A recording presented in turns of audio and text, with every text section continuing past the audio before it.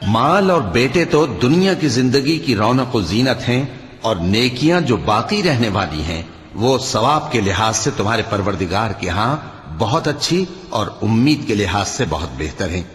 اور جس دن ہم پہاڑوں کو چلائیں گے اور تم زمین کو صاف میدان دیکھو گے، اور ان لوگوں کو ہم جمع کر لیں گے تو ان میں سے کسی کو بھی نہیں چھوڑیں گے، اور سب تمہارے پروردگار کے سامنے صف باندھ کر لائے جائیں گے۔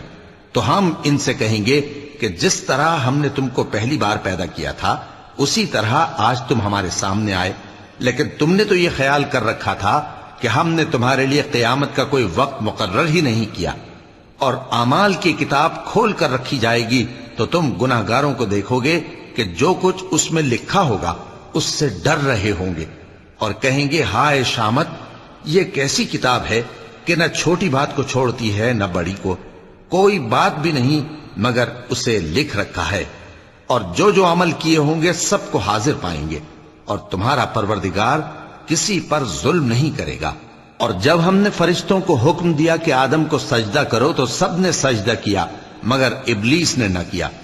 وہ جنات میں سے تھا تو اپنے پروردگار کے حکم سے باہر ہو گیا۔ کیا تم اس کو اور اس کی اولاد کو میرے سوا دوست بناتے ہو،